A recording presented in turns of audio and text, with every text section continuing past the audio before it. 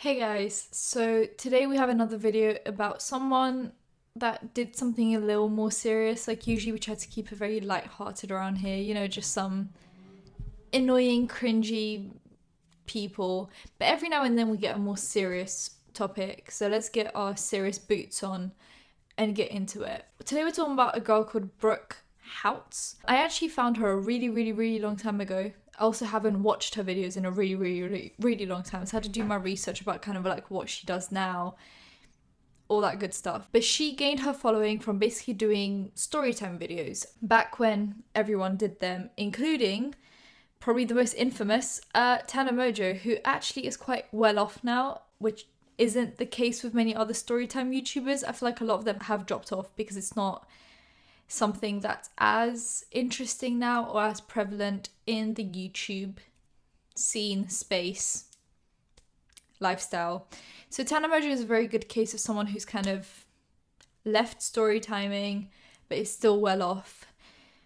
Because realistically, how long can you do storytimes for? Well, for as long as you have them, but there's only a finite amount of stories that are interesting enough for a video. She was and still is very vocal about being vegan, which is very interesting when you think about this story that I'm about to tell you. When you look at her social blade, she actually peaked around 2016, 2017. It was like end of 2016, beginning of 2017, and since then her channel has been very stagnant, and that is until she bought her dog Doberman called Sphinx. I'm assuming it's a boy. We're gonna go with it's a boy. I'm going to address it as he. I'm so sorry, Sphinx, if you are not in fact a he. Sphinx is actually like the main actor in most of her videos now. I'll show you kind of the look of her channel right now. A lot of videos are about her puppy. And now I'm going to say this before anyone comments something stupid. Just because a dog is big or looks fully grown, it does not mean that it's not a puppy anymore. Dogs grow in size a lot quicker than they mature. So a dog can be fully grown, like reached its full size while it's still a puppy, technically. So it will still behave the way a puppy behaves, even though it is a fully grown dog. I want to make that very clear. That's why he still behaved like a puppy in the videos, in the clips that have been going on Twitter now. He does behave like a puppy. He's very kind of lively. He wants to play. He's very jumpy. But none of that was dangerous or aggressive. It was literally just puppy behavior, except from a full-grown dog. And if you're not ready to deal with a big dog being playful, then don't get a big dog. Get a small dog. But when it comes to Brooke Houts, I think she should have no animals whatsoever, because clearly she does not know how to take care of them, and she does not have the patience to take care of them. So in my opinion, she should rehome the dog to someone that would actually take care of him. But the thing is, you can literally see the difference in views between videos where she's on her own and videos when she's with her dog. It's quite a difference. She relies on her dog for all her views, and the videos where she is not with her dog, they get like 10,000 views. So for a channel with 360,000 subs, 10,000 views isn't great.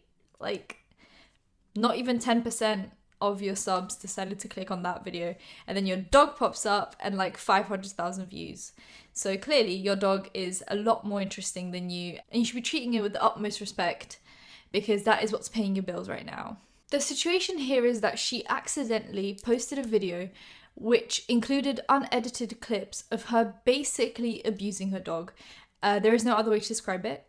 That's what it is. It's animal abuse, animal cruelty. Don't know what else to say it. I've actually for the last, I think, 2 or 3 years, I've only been using like cruelty-free makeup, which is basically makeup not tested on animals, because I was very like iffy about the whole thing. Then I actually became vegetarian, so I don't eat meat.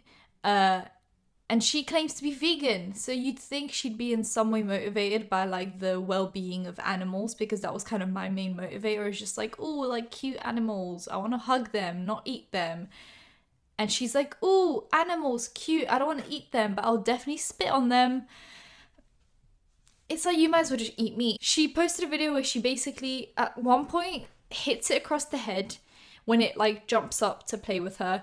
She also pushes it, pins him down to the floor and spits on him. You can also kind of see the difference where she's like playing it up for the camera and she's all smiley and like, oh, we love you guys. And then the moment he kind of gets too playful or just not like the way she wants him to behave, her face changes. She looks disgusted by the dog. She looks furious. She looks like she hates its whole being. And that's so sad to see because there's so many people that would love a dog, can't have a dog, would take amazing care of the dog. And she's just like completely uninterested by the dog, and she's only interested when it's like paying her bills. So this basically made the internet turn against her, rightly so. She has now issued an apology, which for some odd reason has over 13,000 likes. Like, who in their right mind liked this? Like, who thought, oh yeah, that's good, love that apology? Now you might think, oh, the apology might actually be okay. No, I'll read it out for you guys because it's actually quite funny how bad it is. So she titled it, "To everyone who has been commenting on my social media as of recently," and then posts a 4-page notebook apology, which, like, there's 2 types of apologies on the internet right now, right? There's the typical sit down in front of the camera in a grey hoodie, no makeup, with the sigh. Or there's the typed out apology, you screenshot it and you put it on your Twitter as if that's like supposed to be so personal and heartfelt. Like, oh, look at me typing out my apology and screenshotting it and putting it on my Twitter because I can't be asked to even talk to you guys. Like, here's my apology. And half the time it's not even written by the person, it's written by someone else. Like, usually if it's a big YouTuber and they post one of those like screenshot notebook apologies, it's actually written by their manager. So like, you're getting an apology not even from the person that should be apologizing to you. How fun is that? To everyone who has been commenting on my social media as of recently, anything I say isn't going to make those who believe I'm a bad person stop believing that, and I'm aware of this. I apologize to anyone who's been affected negatively by the footage. You're 100% correct. I don't think there is anyone that's going to, well, other than the 14,000 people, who's going to look at this and be like, oh yes, explains why you spat on your dog. First off, I want to address the uncut footage. On the day in particular that the video was filmed, and actually this past week, things in my outside life have been less than exceptional, which is why you abuse your dog.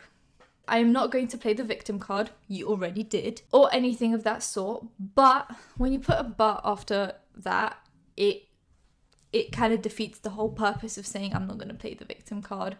But you know, it's okay. I'm not going to nitpick or anything. But I do want to point out that I am rarely as upset as what was shown in the footage. Rarely as upset, which doesn't mean she never gets that upset. In this apology, she actually admitted that she does get this upset, just not as much as we think she does. Right? Also, if you feel comfortable doing that while you're filming a video, you obviously feel comfortable doing that when the cameras are off. So the bubbly, happy-go-lucky Brooke that you often see in my videos is typically an accurate representation of me, but it's obvious that I'm playing up my mood in this video when I'm clearly actually frustrated. Oh yes, so frustrated by your dog just wanting your love and affection. Oh, hate that. That being said, this does not justify me yelling at my dog in the way that I did, and I'm fully aware of that. Shouting at your dog was actually not like our biggest concern. Like, realistically, this whole apology, she did not, I'm just gonna say this now, like, spoiler alert, she does not actually address hitting her dog. She kind of just skims over that. She's like, oh, I shouted at him, I didn't spit on him, and then she like misses out the part where she smacks him across the head and pushes him and pins him down to the ground. But you smacking him across the head was something that you should have addressed. You pushing him away violently was something you should have addressed. You pinning him down to the ground, also something that you should have addressed, and you didn't. So this apology is actually bullshit, but we're gonna keep on going. Should I have gotten as angry as I did in the video? No. Should I have raised my voice and yelled at him? No. Should you have spat on him, pushed him, smacked him, pinned him down to the floor? Absolutely not. But did you do it? Yes. Did you apologize for it? Technically no, because it's not in this apology, so... However, when my 75-pound Doberman is jumping up in my face with his mouth open, I do, as a dog parent, have to show him that this behaviour is unacceptable. If you can't train or deal with a big dog, don't get a big dog. But I want to make it known, regardless of what my dog does, I should not have acted the way towards him. I want to clarify that I am not a dog abuser or animal abuser in any way, shape or form. The video kind of says otherwise, but okay. Anyone who has witnessed or heard true animal abuse will be able to clearly see that absolutely not. Like, anyone that saw that clip was disgusted by it, so I'm not sure what you're on about. My dog in no way, shape or form was hurt by any action that I displayed in the video. Well, we don't know that. You don't know that. And it did make noises that kind of would have suggested that it was in pain, and it also jumped back from you and was afraid of you. So like, I know people are going to say you don't know how he really feels, and that is true, but if he was audibly and physically in pain, it would be a different story. Also, did not spit on my dog, but I understand how it could look like I did. Did I get in his face and take unnecessary action towards him? Yes, I did, and that was not the way I should have handled the situation. Did I spit on my dog? No.